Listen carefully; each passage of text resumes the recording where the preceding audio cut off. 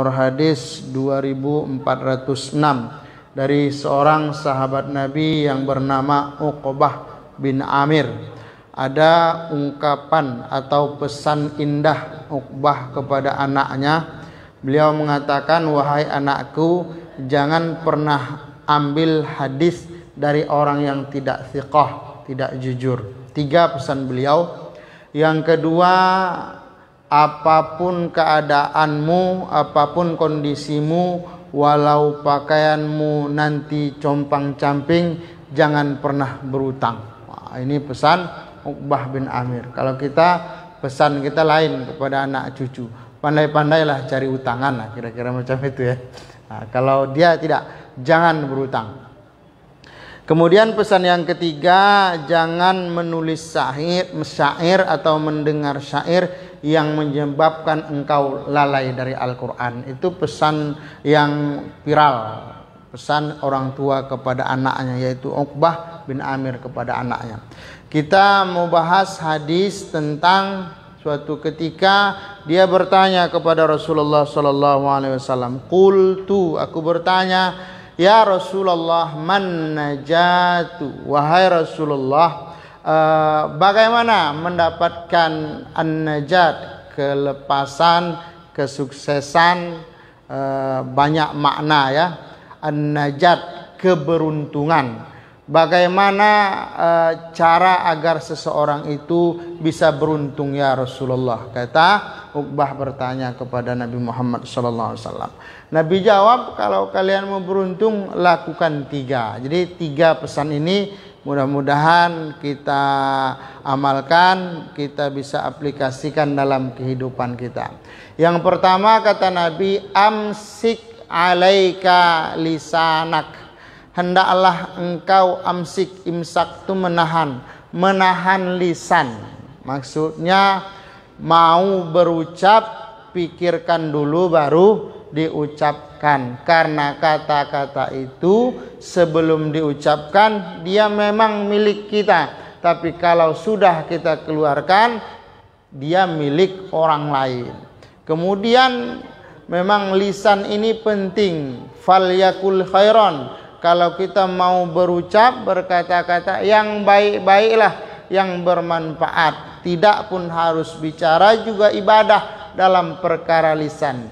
Auliyasmut, hendaklah diam. Diam dalam perkara yang sia-sia, tidak mau ambil yang merugikan, itu beruntung. Tapi diam kepada kemungkaran, itu dilarang oleh Allah Subhanahu wa ta'ala dan baginda Rasul sallallahu alaihi wasallam. Jirmuha saghirun wa jurmuha azimun.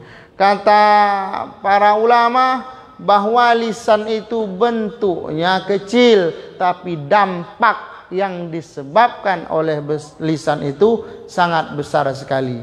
Oleh karena itu, maka Nabi berpesan kepada Uqbah, kalau engkau ingin keselamatan Uqbah, kalau engkau ingin beruntung, maka pandai-pandailah menata lisan, pandai-pandailah berucap. Bapak Ibu sekalian, berucap yang baik itu penting, mengatakan yang baik itu penting. Bahkan digandeng di dalam Al-Quran dengan kata sholat, dengan perintah sholat. Wa qulu linnasi husna wa aqimus sholat. Dan berbicaralah kepada manusia itu yang baik-baik dan tegakkan sholat. Maksudnya apa? Bahwa kata-kata bicara baik itu didampingkan dengan sholat, menunjukkan bahwa keutamaannya sangat luar biasa, dia disandingkan dengan perintah sholat.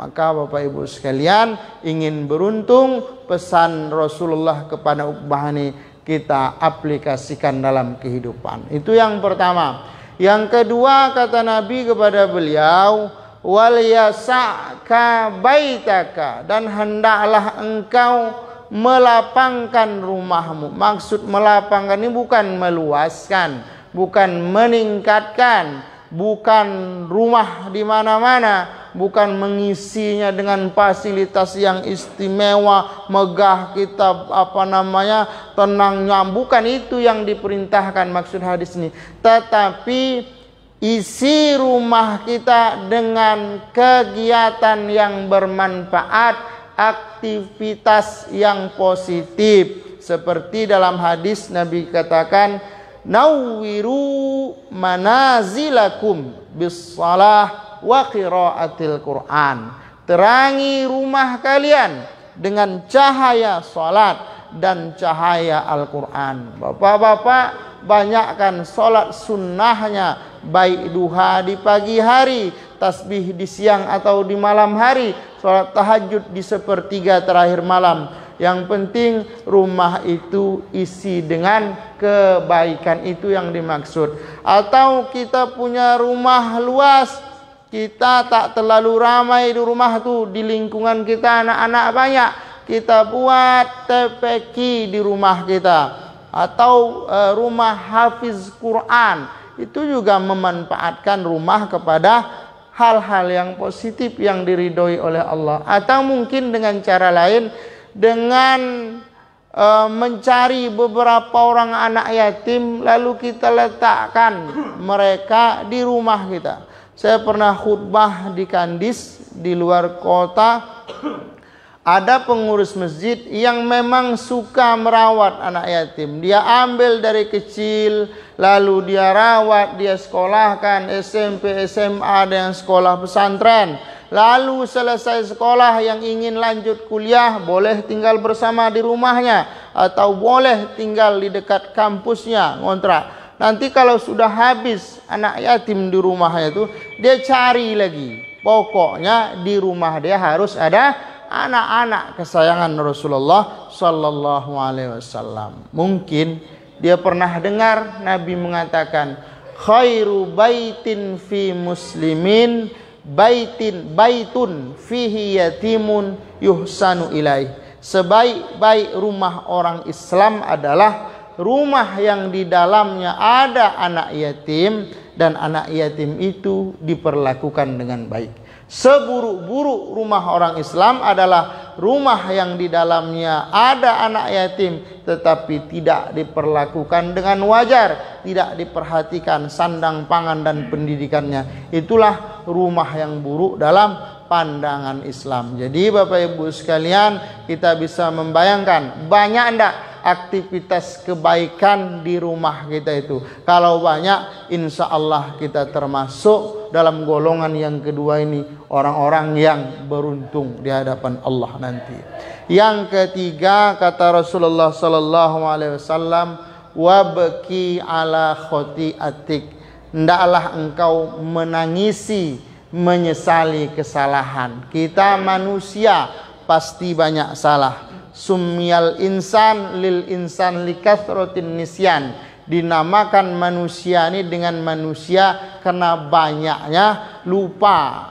Dinamakan manusia ini adalah gudangnya salah dan dosa. Siapapun dari kita tak pernah tidak melakukan kesalahan, pasti melakukan kesalahan. Dan sebaik-baik orang yang bersalah adalah orang-orang yang bertaubat kembali kepada Allah. Dan proses kembali itu Bapak Ibu sekalian bisa salah satu dengan wabki, menangisi dosa kesalahan kita.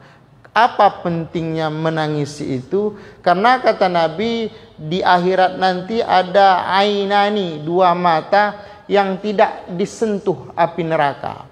Maksudnya bukan matanya saja, lalu yang lain-lain disentuh, itu tidak, itu majaz.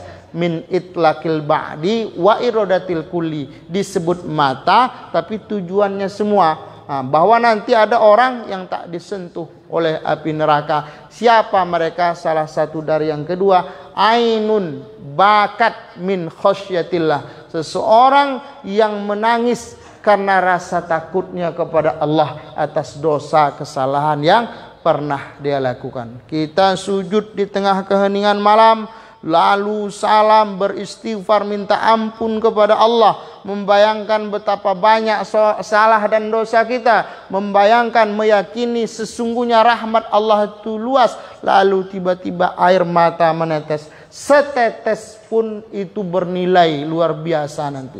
Setetes air mata yang yang jatuh karena rasa takut kepada Allah, kelak air mata itu menjadi saksi di hadapan Allah. Ya Allah, dia pernah menangis karena rasa takutnya kepadamu. Maka itulah penyebab dosa kita diampuni oleh Allah. Andai itu belum pernah kita lakukan, mungkin itu salah satu yang menjadi target, menangis di tengah keheningan malam karena salah, karena dosa, mengharap ridho Allah subhanahu wa ta'ala. 3 hal ini mampu meleburkan kesalahan kita, dan insya Allah mampu bisa selamat dunia dan selamat akhirat. Mudah-mudahan bermanfaat. Wal afu minkum. Wassalamualaikum warahmatullahi wabarakatuh.